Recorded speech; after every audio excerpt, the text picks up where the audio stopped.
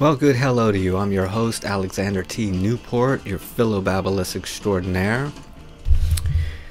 Good moment to you. We are going to review The Lazy Man's Guide to Enlightenment by Thaddeus Golas. I'm not going to give you a history about the book. That would be ridiculous. You can read up about it. My father considered himself a philosopher, although in hindsight I can see that he was a political philosopher rather than a life detective philosopher such as myself.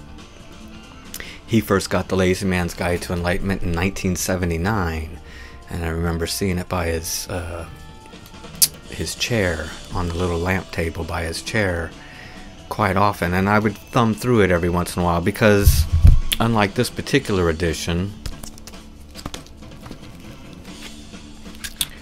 the original Bantam edition has a lovely little design on the cover, as you can see here at Amazon. And so that I always sort of felt drawn to the cover to open up the book. And anyways, I think I first read it completely in 1984, which would have made me 20 years old. And I thought it was a nice, gentle little book, but I was only 20 years old. I should say, though, that I've been thinking about the philosophical, spiritual enlightenment questions since I was 6.5 years old. And you can go to my YouTube channel, The Al Newport Show, and find out all about that. But nonetheless, so the first time I read it, I thought it was a gentle little book, nice little book. But it wasn't until I had an experience with MDMA in 1988 where I about a day or so after the trip, I went and got my copy. It wasn't this particular book here. It was the 79 Bantam version, and I read it, like I say, about a day after I took this incredible MDMA trip, and it took on a whole new life. You know, it took on a whole new meaning, took on a whole new value. So I very much enjoyed this book at one time in my life. It's very valuable. Now, I'm reviewing it today from the perspective as a philosopher. I'm 54 years old. I've been a philosopher for 48 years. So that's how I'm reviewing it, from that angle. And therefore I want to say that while it purports to have a philosophical foundation for its advice, he gets hung up on fucking space and energy and mass and all this stuff.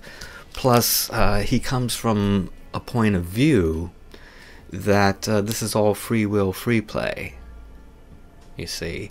And he also reveals in this book that that we're here by error of sorts.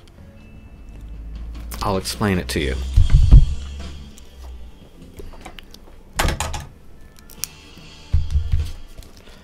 Now let me tell you first of all what edition I'm looking at. It's from Gibbs Smith Publisher, Salt Lake City. This is the 1995 version.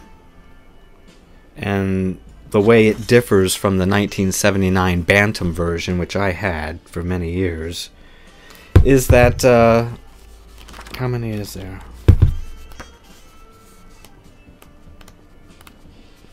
There's about 40 pages of a foreword and some photographs, which the original Bantam version didn't have. So actually, well, did I say forward? Let's not call it a forward. What would we call it? Well, it's simply titled How This Book Came to Be. And like I said, it's about 40 pages in front of the actual text of The Lazy Man's Guide to Enlightenment, which begins on page 51 with the foreword, which begins with the classic line, "I am a lazy man." Laziness keeps me from believing that enlightenment demands effort, discipline, strict diet, non-smoking, and other evidences of virtue. But, so anyways, like I said, I'm reviewing it from the perspective of a philosopher. And I have some good things to say about this book, so hang tight. But in the meantime,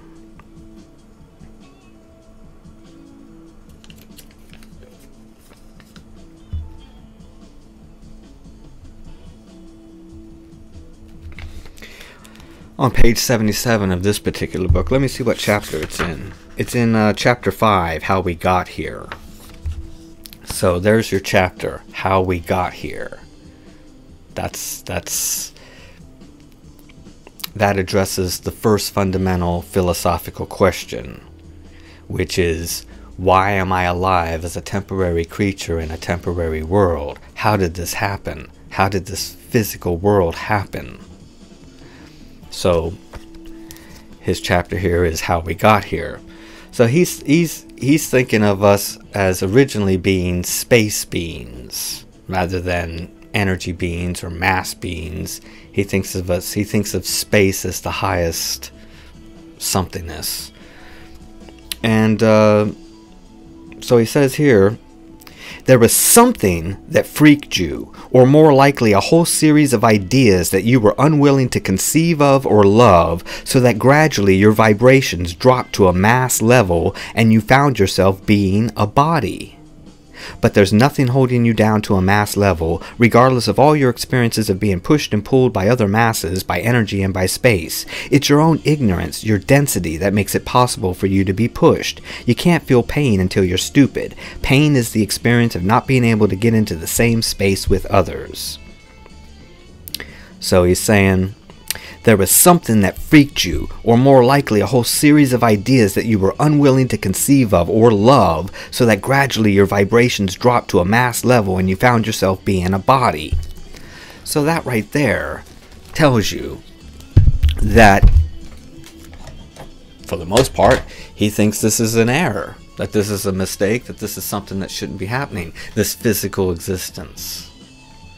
He thinks that that we as space beings, there was some kind of idea. Where did it come from?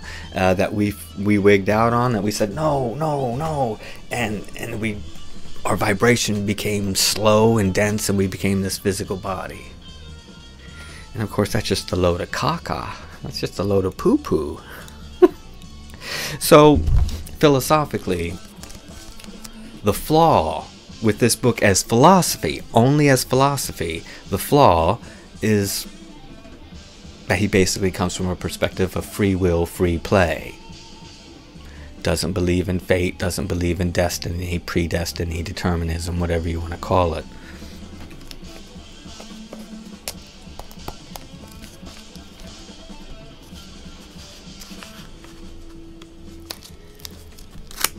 So he's flawed as a philosopher from that perspective.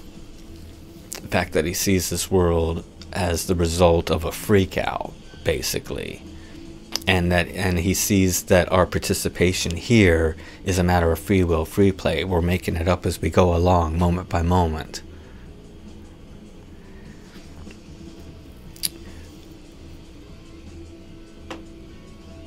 But the value of The Lazy Man's Guide to Enlightenment, and where it really belongs, it doesn't belong in the philosophy section, that's for sure. It belongs in the self-help section. It belongs, well, yeah, basically just the self-help section. He mentions in the book that you can use it as a handy trip guide. The value of the book is that it's got a lot of groovy attitudes, you see. The thing about enlightenment is that it unfolds in stages, not necessarily any linear stages that you can write down and look at on a piece of paper and say, okay, this step and then this step and this step. It doesn't work that way. But nonetheless, there are stages to enlightenment. And so The Lazy Man's Guide to Enlightenment is for those people, I would say, that are at the beginning stages of their spiritual quest or their pursuit of enlightenment, or simply just their pursuits as philosophers, trying to figure out what the hell is all this? How did this happen?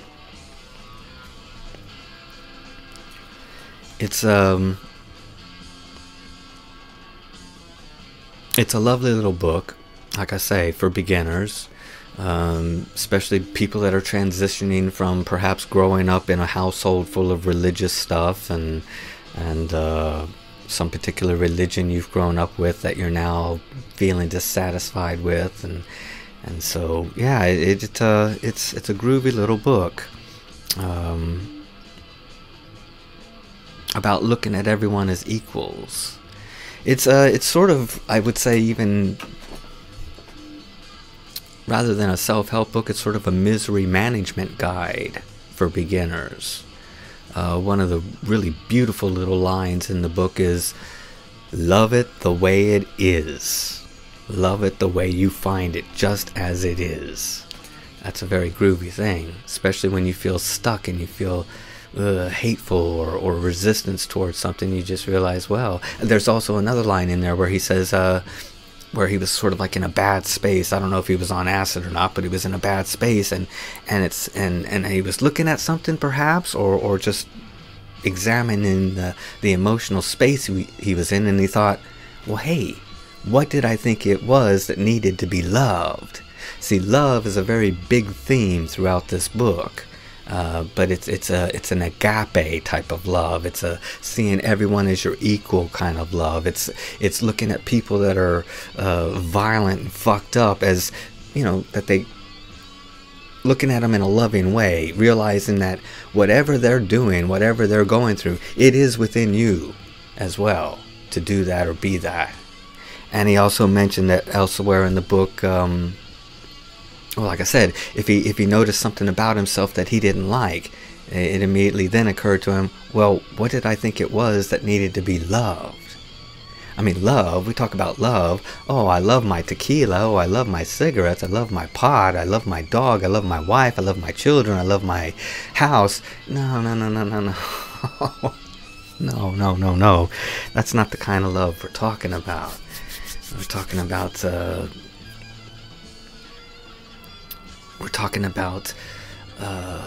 loving that which you don't like. In other words, you've realized there's various things you don't like, and yet there's nothing you can do. You can't get your hands around it to take it apart or throw it apart or destroy it. And so just love it the way it is, and you're no longer resisting it. And so that can be anything. You know, it can be you trying to get to sleep and there's a fucking dog barking, or there's a fucking jackhammer going, or whatever. The more you complain about it and think about what you're going to do about it and what letters you're going to write and who you're going to yell at, you know, you're not going to get to sleep. But if you just say, so ha ha ha, I'm trying to take a nap, I'm trying to sleep, that's going on, I'll just allow it. I won't fight it, I won't complain it, I won't bitch about it. And it's true, man. I amazingly, and I'm not necessarily a deep sleeper, but I have definitely slept through jackhammers and loud music and barking dogs and so forth by just, instead of hating it and resisting it and wishing it didn't exist, just fucking surrendering to it, just letting it be, you know, just letting it be, just loving it the way it is. I marked another place here in this book.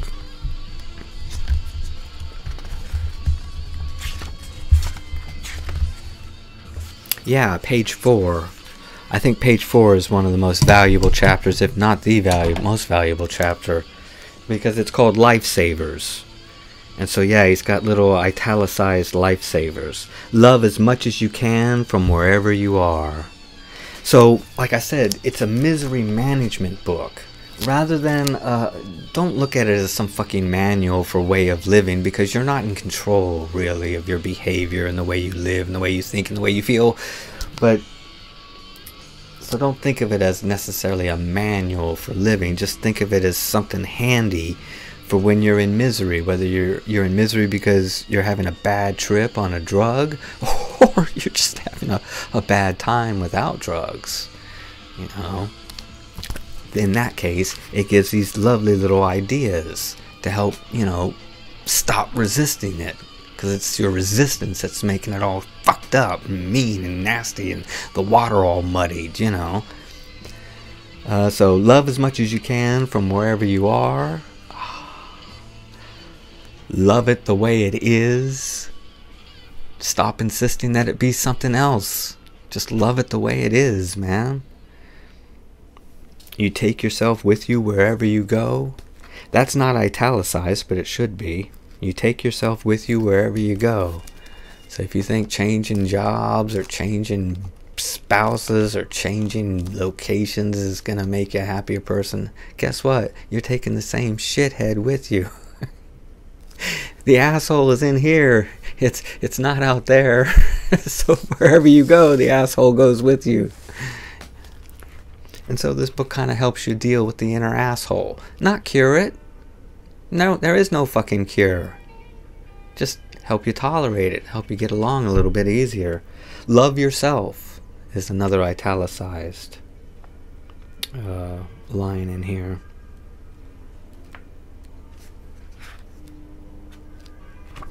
There's another one. No resistance. No resistance. This does not mean that you must be physically passive or meekly put up with bad vibrations or rip-offs. This means no resistance in your mind. Be free in your head. Act out of love and do what feels good. So yeah, it's a lovely little book. I was quite savage in another book that he did following this one. He wrote a book called Love and Pain.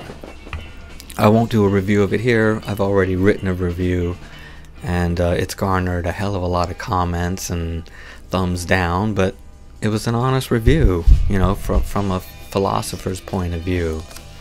Like I say, so this book doesn't belong in the philosophy section. It belongs in the misery management section. It belongs in the self-help section. It belongs in the depression section of your library or your bookstore. But of course these days it's all online, ain't it, baby? So it don't really matter what section. You just type the title into the search engine and up it comes. But the reason why I was so savage, well, maybe I'll save that for a video for that particular book, won't I? Yeah, I'll do that. So anyways, yep. I give it 5 stars as a misery management guide, as a self-help book, as a book that can give you momentary relief if you're very depressed or just very fed up. It's a groovy little book. The thing is, you know, for everything that he goes on about, you know, that seems really lovely and beautiful, and wow, he's a wizard, he's a guru, you know, well, he also mentions in the little note in front of this particular book, this particular edition, he mentions, you know, even after writing the book, you know, he still had ups and downs and so forth. And it would seem to me that he did not necessarily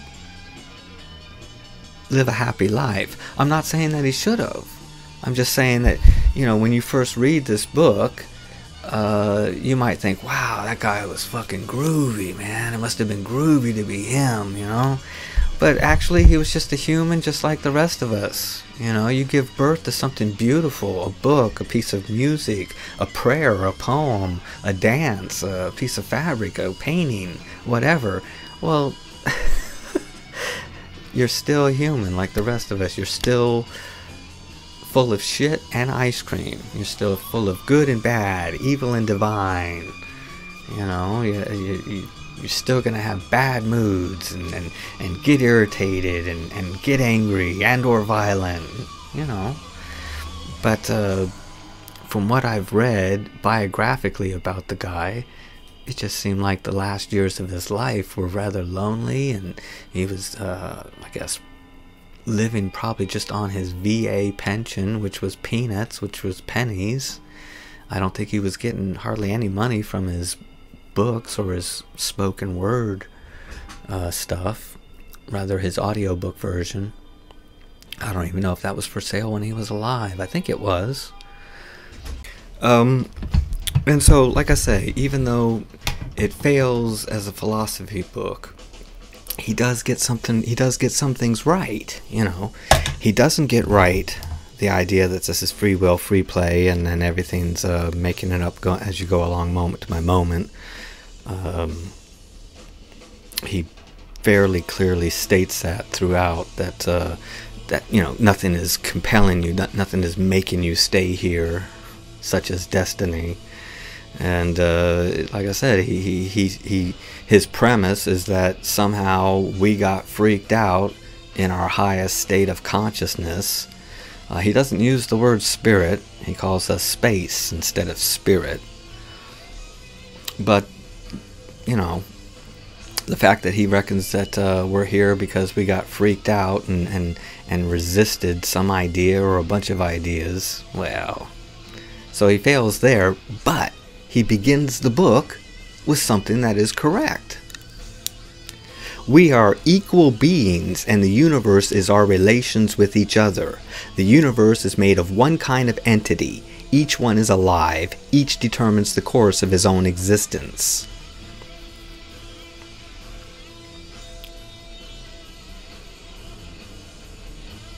The basic function of each being is expanding and contracting.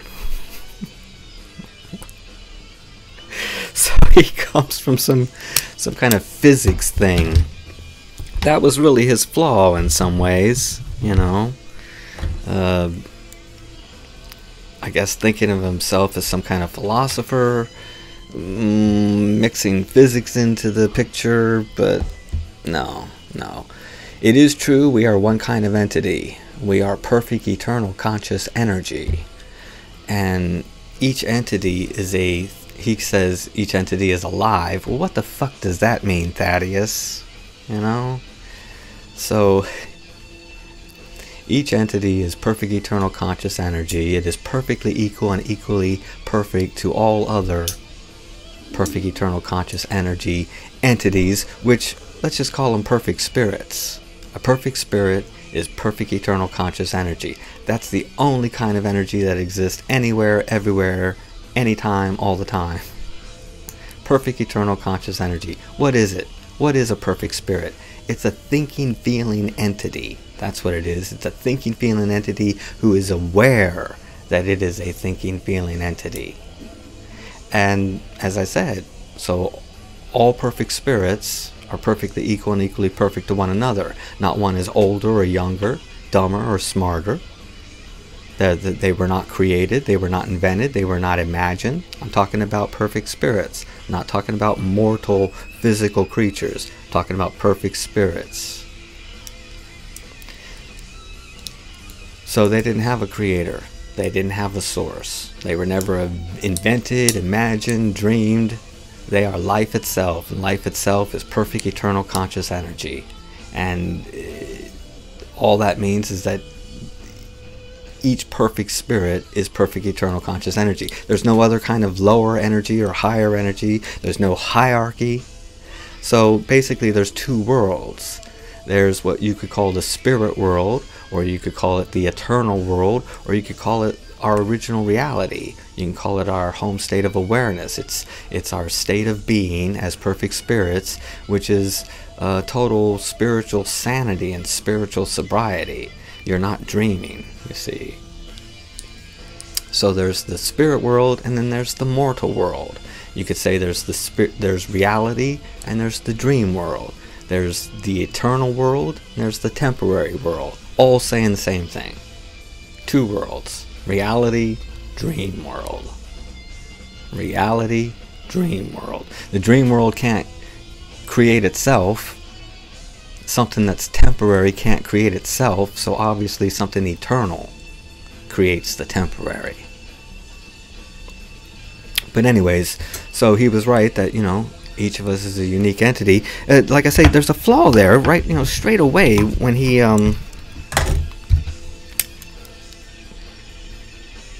says each one is alive. Doesn't explain what the hell that means, but what that means is thinking and feeling.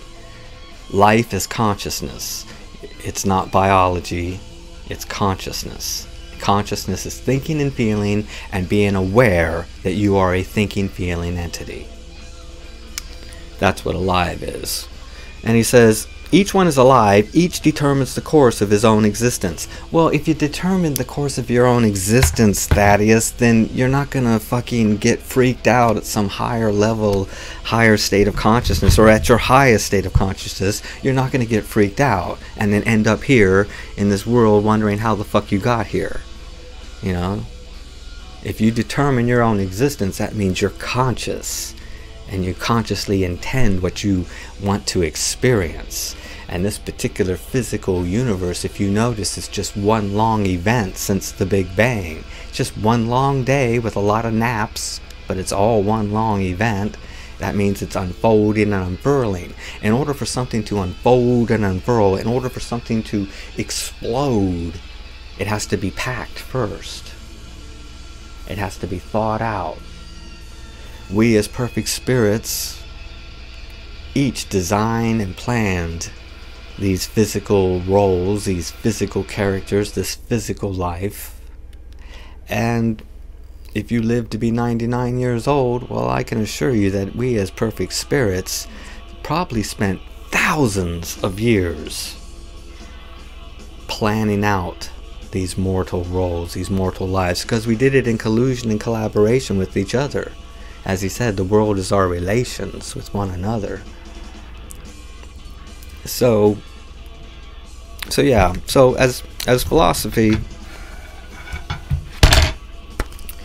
he wasn't there, but as a handy trip guide, as a handy misery management guide, some beautiful attitude adjusters and perception adjusters in there, you're gonna like the book. Just, you know, I'm sorry that it's called The Lazy Man's Guide to Enlightenment, because it's really for beginners. It's not really advanced. Because Thaddeus didn't advance his thinking in that regard. You know, he didn't, well, he just never really got to the fundamental philosophical questions, because the dude wasn't a philosopher. He was a writer, he was a thinker. He was definitely a thinker, no question about that. But more of a psychoanalytical type of thinker, more of a psychologist really than a philosopher, because like I said, this book has more to do with psychology than it does with philosophy. But we're not talking about stupid college, university fucking psychology horseshit. We're talking about real life horse sense and things realized through excursions on LSD and whatever else he took.